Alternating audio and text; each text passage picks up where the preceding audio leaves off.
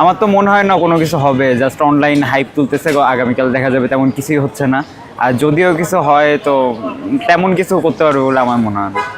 আমি ঢাবির না, তো এটা জানি না, কিন্তু ঢাবিতেও এদের এত সাহস আমার মনে হয় না যে আছে যে করবে। খুব বেশি হইলে রাতের বেলা যে একটা পোস্টার লাগাইতে পারে বা তালা দেওয়ার ছবি দিতে পারে, এর বেশি কিছু করবে না মনে হয় না। আচ্ছা, আমরা তো এর আগেও দেখলাম যে বিভিন্ন জায়গায় অগ্নিসংযোগ থেকে শুরু করে ককটেল বিস্ফোরণ যে বিষয়গুলো, হ্যাঁ হ্যাঁ, ওইগুলো কি আসলে ঢাবি মানে ঢাকা বিশ্ববিদ্যালয়ের মতো ক্যাম্পাসে করা সম্ভব কি?